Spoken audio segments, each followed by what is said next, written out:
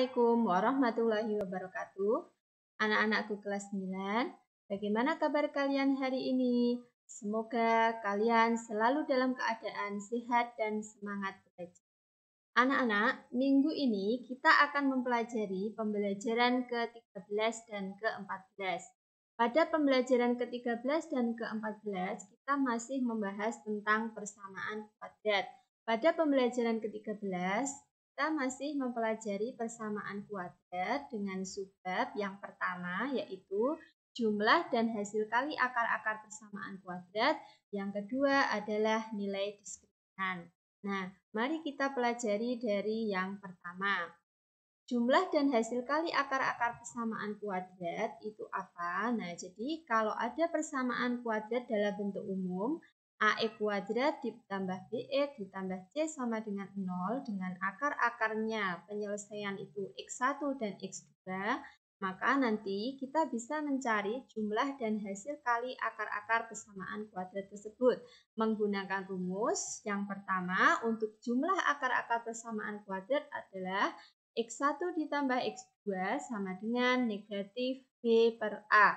Jadi jumlah akar-akar persamaan kuadrat nanti diperoleh dengan negatif koefisien dari X yaitu negatif B per A yaitu koefisien dari X kuadrat. Kemudian yang selanjutnya hasil kali akar-akar persamaan kuadrat yaitu X1 kali X2 ini bisa dirumuskan sama dengan C per A. Ya, nah jadi C itu adalah nilai konstantanya, A itu adalah koefisien dari X kuadrat. Nah, itu untuk rumus jumlah dan hasil kali akar-akar persamaan kuadrat. Untuk lebih jelasnya, mari kita perhatikan contoh soal berikut ini. Contoh soal yang pertama, tentukan nilai X1 ditambah X2 dan X1 kali X2 dari persamaan kuadrat 3x kuadrat ditambah 5x dikurangi 6 sama dengan 0. Nah, dari persamaan kuadrat ini kita bisa mengetahui nilai A-nya, koefisien dari x kuadrat itu sama dengan 3, nilai B-nya sama dengan 5, dan nilai C-nya sama dengan negatif 6. Maka jika yang disuruh mencari nilai X1 ditambah X2 yang pertama, X1 ditambah X2 itu rumusnya adalah negatif B per A. B-nya sama dengan 5, A-nya sama dengan 3, maka sama dengan negatif 5 per 3. Untuk yang berikutnya yaitu menentukan hasil kali akar-akar persamaan kuadrat tersebut. Nilai dari X1 kali X2 itu dicari menggunakan rumus C per A. Jadi kita substitusikan nilai C-nya sama dengan negatif 6, A-nya sama dengan 3, yaitu negatif 6 per 3 sama dengan negatif 2. Jadi kalau disuruh menentukan nilai dari jumlah akar-akar atau hasil kali akar-akar persamaan kuadrat, itu kita tinggal langsung mensubstitusikan nilai A, B, atau C ke dalam rumus. Untuk materi yang berikutnya yaitu menentukan nilai diskriminan. Nah, nilai diskriminan atau nilai pembeda dari akar-akar persamaan kuadrat itu bisa dicari menggunakan rumus D sama dengan B kuadrat dikurangi 4 kali A kali C. Nah, nilai diskriminan ini nanti akan menentukan akar-akar dari persamaan kuadrat tersebut. Apabila nilai diskriminannya itu sama dengan 0, maka kedua akar real dan sama. Jika nilai diskriminannya lebih dari 0, nanti kedua akar penyelesaiannya adalah real dan berbeda. Nah, apabila nilai diskriminannya kurang dari 0, maka kedua akar tidak real atau imajiner. Nah, nilai diskriminan ini sebenarnya sudah pernah saya singgung di awal pembelajaran ke-12 ya. Jadi untuk menentukan akar-akar persamaan kuadrat ya. Nah, bagaimana aplikasi contoh-contoh penggunaan nilai diskriminan? Mari kita perhatikan contoh soal berikut ini. Contoh soal yang kedua yaitu tentukan nilai diskriminan dari 2x kuadrat dikurangi 7x ditambah 4 sama dengan 0. Dari persamaan kuadrat ini kita bisa mengetahui nilai A sama dengan 2, B-nya sama dengan negatif 7, dan C-nya sama dengan Maka nilai diskriminannya kita cari menggunakan rumus B kuadrat dikurangi 4AC. Kita substitusikan nilai-nilainya. B kuadrat berarti negatif 7 dikuadratkan dikurangi 4 kali A kali C dikurangi 4 kali A-nya sama dengan 2, C-nya sama dengan 4. Ya, kita cari hasilnya. Negatif 7 kuadrat itu sama dengan 49. Negatif 4 kali 2 kali 4 itu sama dengan negatif 32. Maka 49 dikurangi 32 itu sama dengan 17. Ya, jadi nilai diskriminan dari persamaan kuadrat berikut ini itu adalah 17. Untuk contoh soal yang ketiga, yaitu jika diketahui diskriminan dari persamaan kuadrat 2x kuadrat dikurangi 5x dikurangi P sama dengan 0 adalah 81, tentukan nilai P. Ya, nah, jadi dari soal ini sudah diketahui nilai diskriminannya, kita disuruh menentukan nilai P, yaitu konstanta dari persamaan kuadrat tersebut. Nah, dari persamaan kuadrat itu kita ketahui bahwa nilai A-nya sama dengan 2, B-nya sama dengan negatif 5, dan C-nya sama dengan negatif P.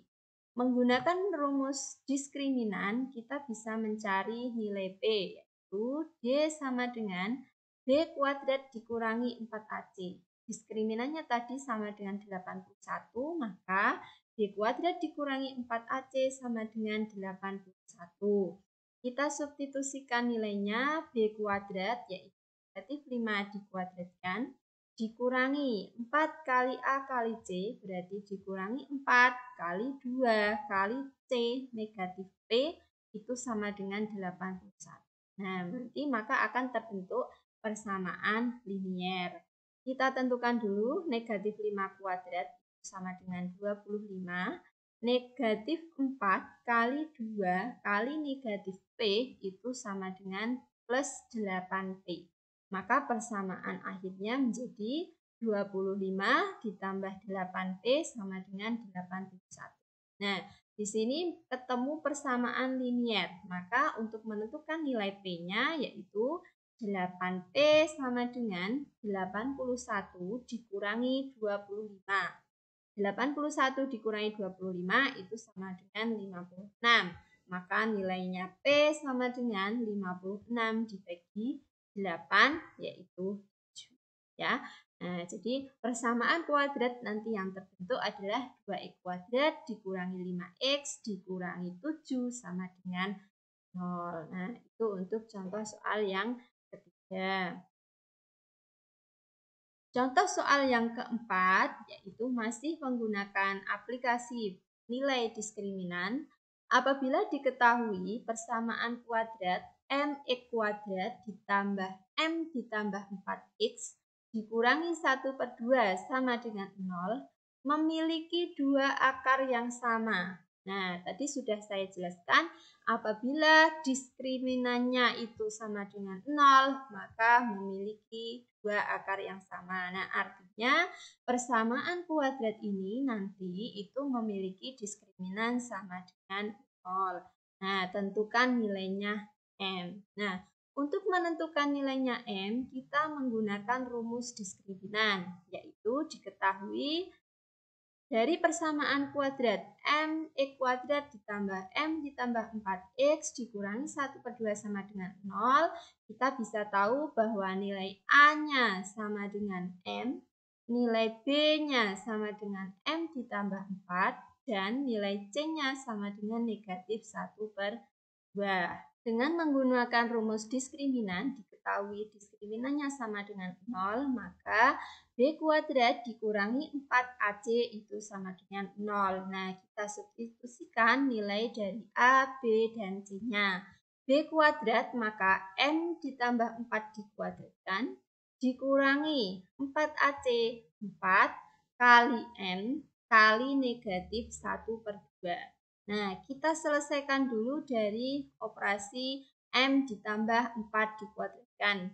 Kita ingat kembali sifat dari A plus B dikuadratkan, penjabarannya adalah A kuadrat ditambah 2 kali A kali B ditambah B kuadrat. Maka M ditambah 4 dikuadratkan, ini sama dengan M kuadrat ditambah 2 kali A kali B, 2 kali M kali 4. 2 kali M kali 4 itu sama dengan 8M ditambah 4 kuadrat itu sama dengan 16.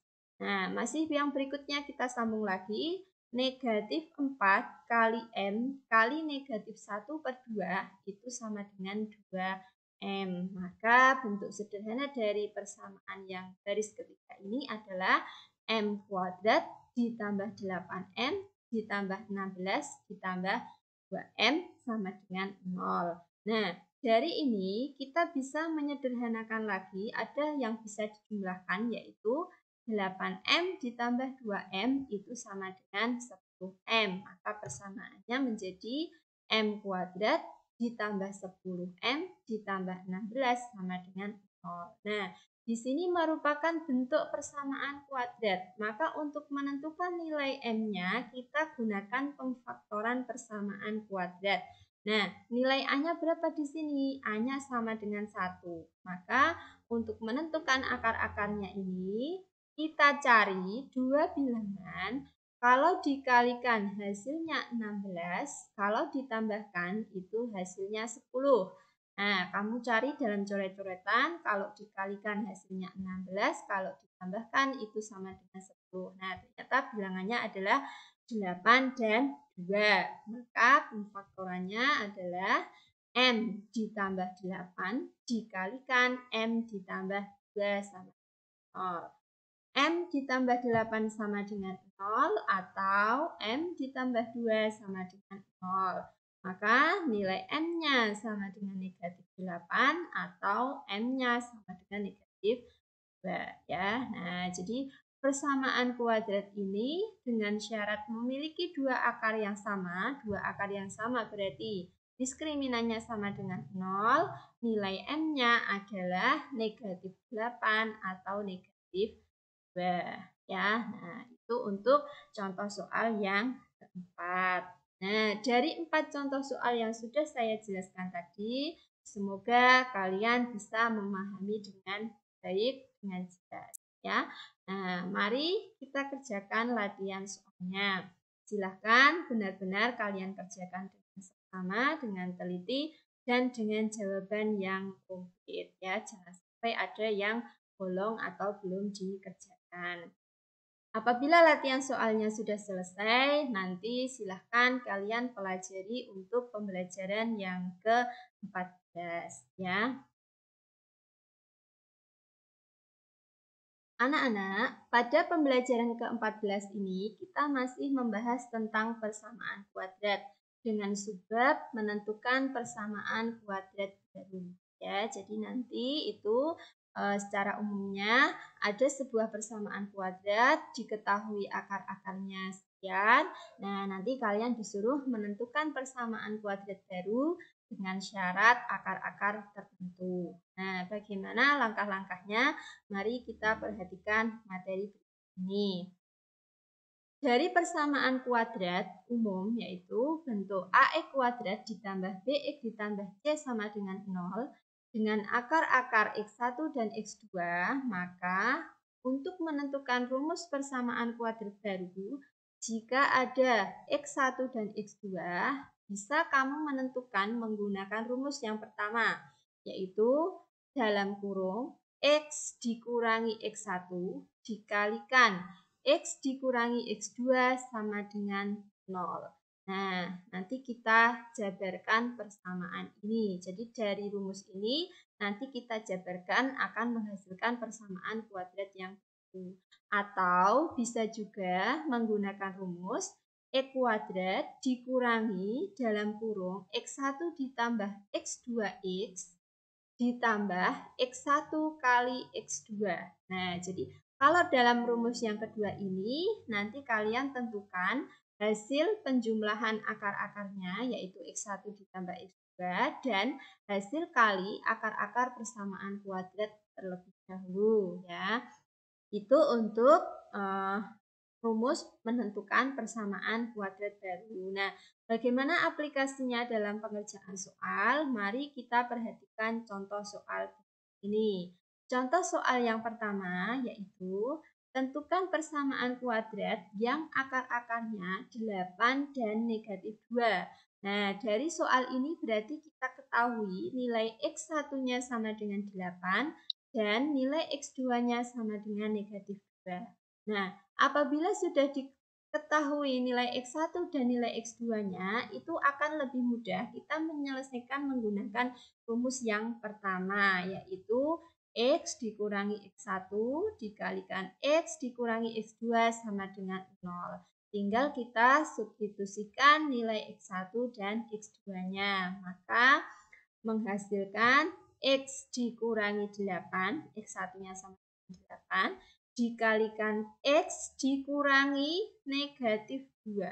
Ya, X2-nya sama dengan negatif 2. Nah, X dikurangi negatif 2 itu sama artinya dengan X plus 2. Maka kita jabarkan X dikurangi 8 kali X ditambah 2. Yaitu X kali X ditambah X kali 2 dikurangi 8 kali X dikurangi 8 kali 2. Hasilnya adalah X kuadrat ditambah 2X dikurangi 8X dikurangi 16 sama dengan 0. Nah, ada yang bisa disederhanakan yaitu 2X dikurangi 8X itu sama dengan negatif 6X. Jadi persamaan kuadrat yang akar-akarnya 8 dan negatif 2 adalah X kuadrat dikurangi 6X dikurangi 16 sama dengan 0. Itu untuk contoh soal yang pertama.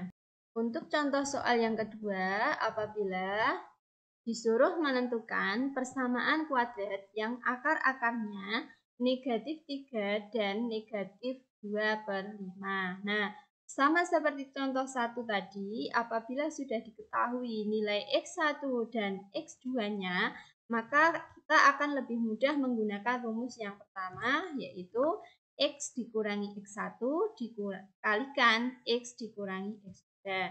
Tinggal kita substitusikan nilai X1 dan X2-nya. Menghasilkan X dikurangi negatif 3 dikalikan X dikurangi negatif 2/5 sama dengan 0. Ya. Nah, dari sini kita bisa menjabarkan atau persamaan garis yang kedua ini bisa kita ubah terlebih dahulu. X dikurangi negatif 3 itu sama dengan X plus 3.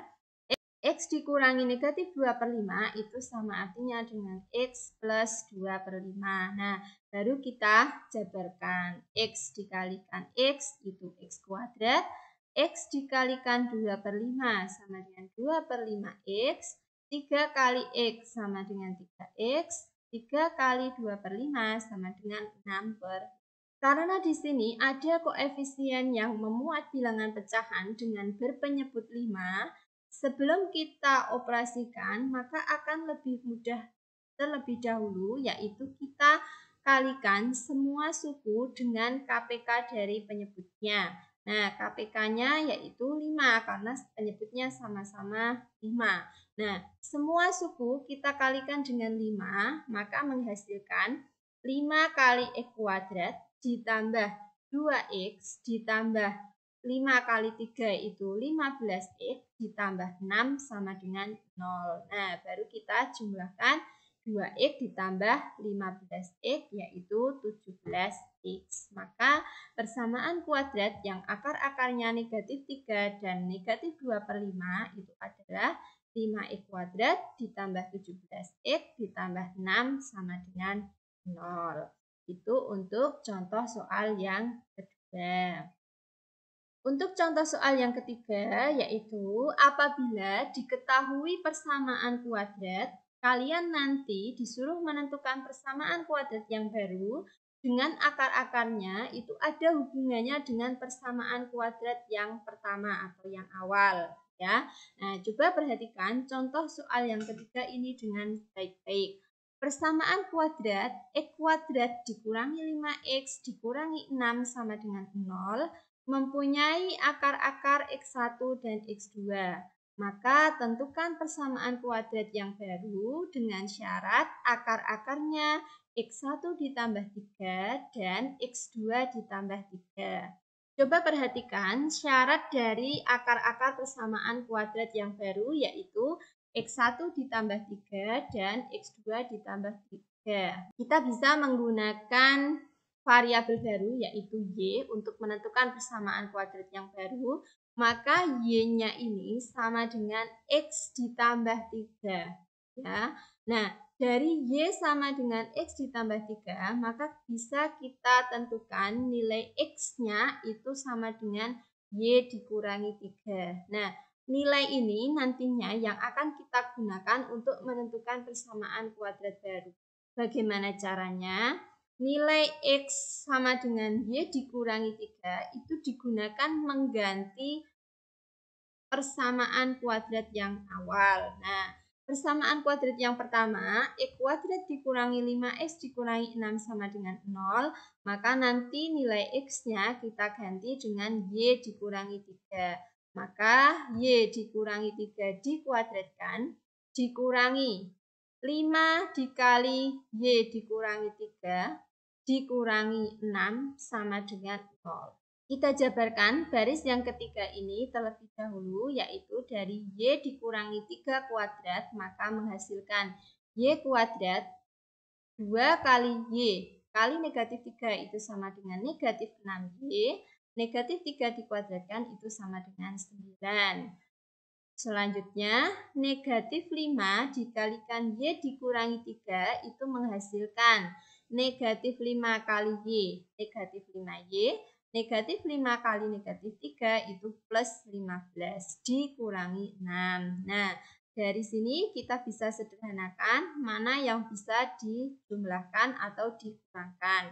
Kita kelompokkan terlebih dahulu menjadi Y kuadrat dikurangi 6Y dikurangi 5Y ditambah 9 ditambah 15 dikurangi 6 sama dengan 0. Nah, yang bisa kita jumlahkan adalah negatif 6Y dikurangi 5Y dan plus 9 ditambah 15 dikurangi 6. Sederhananya yaitu Y kuadrat dikurangi 11Y ditambah 18 sama dengan 0. Jadi, persamaan kuadrat yang baru dengan akar-akarnya X1 ditambah 3 dan X2 ditambah 3 itu adalah Y kuadrat dikurangi 11Y ditambah 18 sama dengan 0.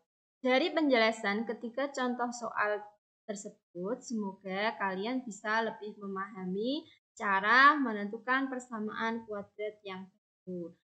Untuk lebih jelasnya lagi, silahkan kalian kerjakan latihan soal yang ada pada modul pembelajaran ke-14. Kemudian benar-benar kamu kerjakan dengan seksama, kamu kerjakan semua, jangan sampai ada yang tidak terkerjakan. Nah, apabila masih ada yang mau ditanyakan atau perlu penjelasan lagi, silahkan kamu bisa menghubungi Bu Arina, ya, bisa melalui WA ke nomornya. Nah, semoga apa yang sudah saya jelaskan tadi bisa bermanfaat, kemudian bisa kamu terima dengan baik, ya. Terima kasih, selamat belajar, semoga kalian selalu dalam keadaan sehat dan semangat belajar, selalu diberikan kemudahan, kelancaran, serta hasil yang memuaskan. Wassalamualaikum warahmatullahi wabarakatuh.